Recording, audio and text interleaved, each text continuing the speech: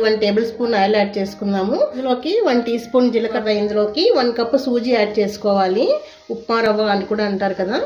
Add చేసేసుకొని లో ఫ్లేమ్లో పెట్టేసుకొని రవ్వని బాగా ఫ్రై చేసుకోవాలి. ఇందులోకి 1.5 కప్పు వాటర్ యాడ్ చేసుకోవాలి.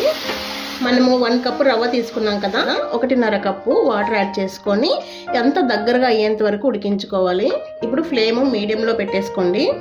రవ్వ అంతా దగ్గరగా వచ్చేసింది కదా, ఇప్పుడు ఫ్లేమ్ లోలో పెట్టేసుకొని మనం ఉడికించుకున్నటువంటి బంగాళదుంప తురుము కూడా యాడ్ చేసేసుకోవాలి. లో ఫ్లేమ్లోనే పెట్టేసుకొని ఈ ఆలు అంతా కూడా రవ్వలో బాగా కలిసేలాగా మిక్స్ చూసారండి. ఇప్పుడు రవ్వ అంతా కూడా బాగా దగ్గరగా వచ్చేసింది కదా, ఇప్పుడు స్టవ్ ఆఫ్ చేసుకుందాము. స్టవ్ ఆఫ్ చేసిన తర్వాత ఇదంతా కూడా చల్లారాలి.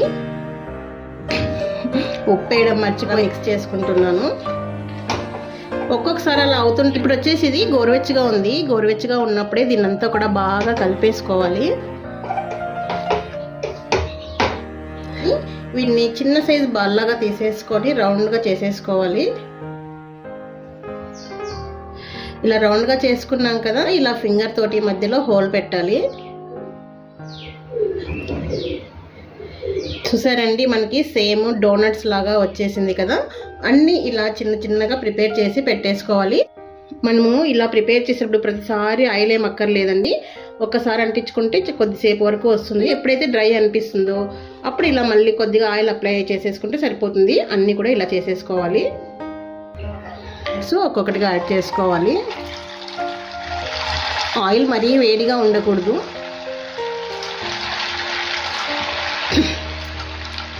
వేసిన వెంటనే కదిలించకుండా కొద్దిగా ఫ్రై అయిన తర్వాత కదిలించాలి.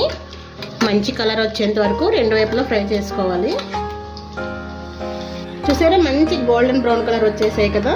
ఇప్పుడు వీటిని